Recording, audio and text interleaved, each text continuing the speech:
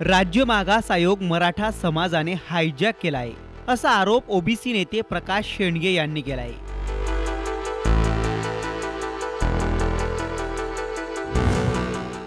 वास्तविकता हा जो राज्य मागासवर्गीय आयोग आहे तो आता मराठा समाजाने हायजॅक केला असं म्हणून त्याला काय वावगं ठरणार नाही। काही दिवसांपूर्वी राज्य मागास वर्ग आयोगाचे माजी अध्यक्ष आनंद निरगुडे यांनी आपल्या पदाचा राजीनामा दिला। आयोगाच्या कामात सरकारमधील 2 मंत्री हस्तक्षेप करत असल्याचा आरोप आनंद निरगुडे यांनी केला होता।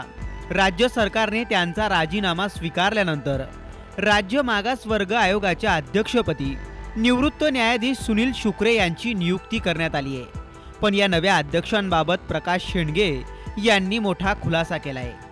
वास्तविकता हा जो राज्य मागासवर्गीय आयोग आहे तो आता मराठा समाजाने हायजॅक केला असं म्हणून त्याला काय वावगं ठरणार नाही।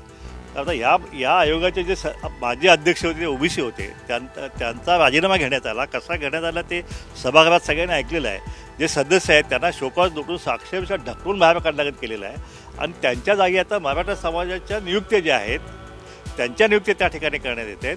जे आता अध्यक्ष नेमण्यात आलेले आहेत जे सुनील शुक्रे जे माजी न्यायमूर्ती आहेत त्यांची आता या मागासवर्गीय आयोगाच्या अध्यक्षपद नियुक्ती करण्यात आली। कोण आहे ते सुनील शुक्रे हे जर आपला धक्का बसेल सगळ्या महाराष्ट्राला की हे सुनील शुक्रे मी आपल्याला दाखवत आहे हे जरांगे साहेबांच्या उपोषण सोडवण्यासाठी त्यांना सरसर म्हणून त्या ठिकाणी त्यांना विनंती करणारे हे माजी न्यायमूर्ती सुनील शुक्रे हे आता मागासवर्गीय आयोगाचे अध्यक्ष झाले आहेत आणि ते आता मराठा समाज मागासलेला आहे अशा प्रकारचा अहवाल जो आहे तो अहवाल देण्याचं काम त्यांना दिलेलं आहे। प्रकाश शेंडगे यांनी केलेल्या धक्कादायक खुलाशानंतर आणि आरोपांनंतर राज्य सरकार आता काय भूमिका घेणार हे पाहणंच महत्त्वाचं ठरणार आहे। ब्युरो रिपोर्ट, साम टीव्ही न्यूज, नागपूर।